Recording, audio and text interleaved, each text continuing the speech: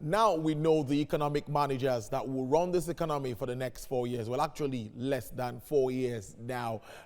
Critically, where Nigerians are actually impatient. They want to turn around to the economic woes. Looking at what is happening at the moment, GDP is on the low side, inflation still on the high side, and all of that. I have an investment and economic development expert, Ogbona Okuku. He joins me now from Abuja. Ogbona, it's great to have you join us on the show.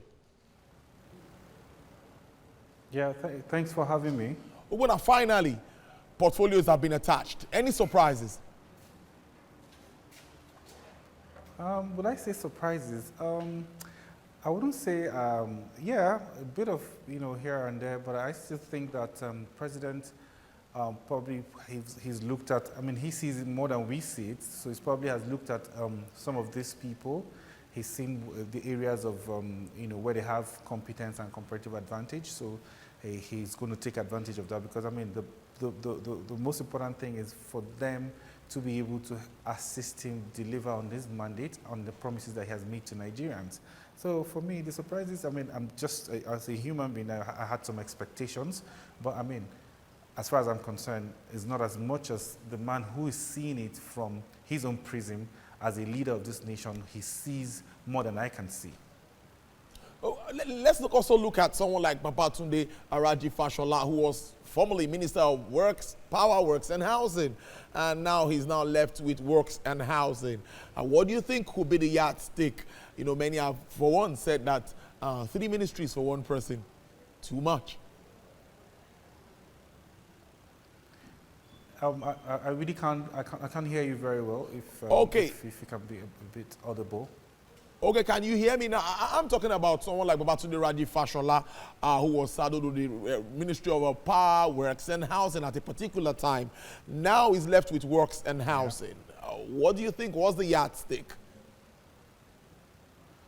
Yeah, for me, those 3 ministries or 3 areas of our economy, they were just too much for one person to handle, if you ask me. Moving power away from him, gives him, that liberty to now focus mainly on works, which will now be, to support the road infrastructure and housing. So, for me, it's a good thing. Housing alone, it's so much, there's so much work, trying to meet up with the deficiencies that we have in our infrastructure development as far as we're concerned. So I think it's a right step in the right direction, and it will give him, the opportunity to actually still, prevail on this, the fabric, the structural fabric of our infrastructure, so that the nation can actually move forward. So I'm okay with it, and then the yardstick to measure will now be clearer, because if you see bad roads, then you can now know that there's somebody you're going to be looking at, and then he will be able to monitor at the same time to see where he needs to, put more investment in, and how to expand our road infrastructure, and also support other parts of the economic growth of our country. Ogbona, let's look at arguments from other analysts saying we need the right policy mix to move this economy forward. We know what is happening even across the globe. Now, when you talk of right policy mix, we have the Economic Recovery and Growth Plan, which is another document of government, beautiful document. Now, what are your expectations? Minister of Finance getting into office tomorrow, what should be the quick wins?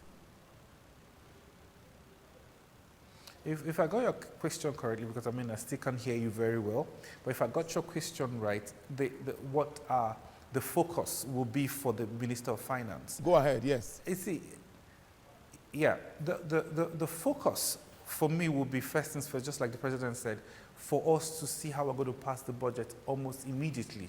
so that we can have a 12 months budget cycle in Nigeria for the first time, as soon as if they can move the budget over to the National Assembly, and then the National Assembly promising that they will be able to pass the budget before December. So we'll have a budget cycle.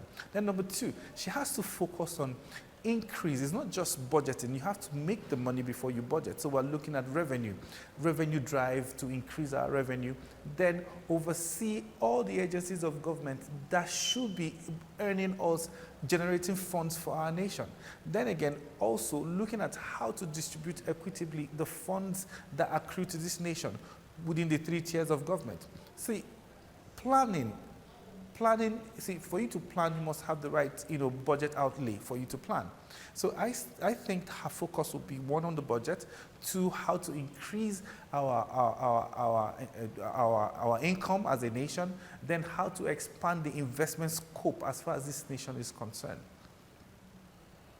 All right, moving on now, Ogbonna, let's now talk about expectations of Nigerians. Generally, everybody wants the best, considering what has happened before now, like I said earlier. But some are saying that the central bank is doing too much, particularly taking away some actions that should be meted out by the fiscal side of government. Now that the fiscal side is effective, do you see the fiscal side and the monetary side coming together? To synergize to actually achieve all-inclusive growth, which is what all Nigerians want? Yeah, I like to use this description most of the time when I'm being asked questions around monetary policy and fiscal policy managers. I say the monetary policy managers, I use a football match as to portray, to give an example or illustration. The monetary policy managers are like the defenders, and then the fiscal policy guys are the strikers. So the success of or the victory of a team is more dependent on what the strikers do than what the defenders do. Now, over the time, you'll see a lot of things, the guys at the monetary policy end, which is the Central Bank of Nigeria, pushing out the balls, but we didn't have people that will strike. We didn't have strikers, so to say.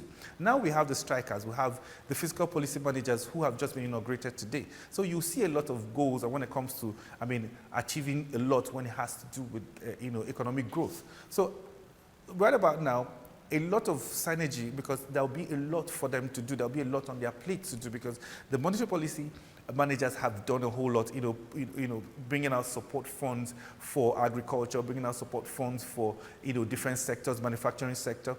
The policy, the drivers would now be those who are the fiscal policy end. Now, I tell you very simple. Let's look at agriculture, for example. For you to succeed in agriculture in Nigeria, I will always say you must have your local government structure working. Then again, you must also have the states to key into whatever structure or what the ERGP, they have to key into it so that they will know where to push their investment, to push their focus. So that, because without that, the federal government will not have, a communication link, to meet the private sector demands. So I think the fiscal policy managers coming on board right now, there will be an expansion in what will be seen. A lot will be seen because the policies, the support, the direct support that, a lot of, let me go back to agriculture, a lot of farmers will be getting, they can get directly now, the policy direction and all of that. As I speak to you today, I have trucks moving stems, cassava stems from Abraka. They're supposed to be moving cassava stems from Abraka. 4 trucks parked in Eregua Farm. As I speak to you now, the community boys have said the trucks will not move until they are paid 6,000 naira per truck. These are things that the policy managers will now begin to see. These are what investors face. Because for me to move the cassava stems, and because they're sensitive things, you can't cut them off from the ground and then put them in a truck and then they don't allow it to move. After 4 days, they will start decaying. The highest they can stay there is 12 days. So that issue must be resolved. So there has to be some level of support coming from these fiscal policy guys who will be able to see through what it takes for a particular crop you see or whatever product or you want to see through it, walk through it from A to Z, and see what the limitations are, what are the things that inhibit growth in that area, and see how they can begin to remove those bottlenecks and bureaucracies. Ogbonna, before I let you go, we've seen a lot of losses in Nigeria's capital markets, billions of naira. But just as it is now, investors' confidence has been that challenge. With this development, do you see investors coming back to Nigeria, even those sitting on the fence before now? Yeah, see, portfolio investors, as far as I'm concerned, it's always been it's just a culture, it's just a lifestyle for them. They like to stay and then watch, because they can always go in and come out. That's why, you know, I never use portfolio investors to check the heartbeat of investors. But be that as it may, yes, this will help. Because, I mean, the confidence will be there. Okay, I can play here because now there is direction. We know where the government is heading at. But having said that, I still think that there will still be a lot more of those investors that will still sit on the fence to see these economic drivers move first, because I mean, it's a chicken and egg thing. I have to see you move, then I can now take my decisions. Because where the government will be heading at, or the direction the government will be heading at, would actually, spur, investors confidence, and push them in wanting to invest in that economy. Investments economic development expert Ogbonna Ukuku, thank you very much for joining us, sharing your thoughts on what to expect from our new ministers as they take oath of office and resume tomorrow.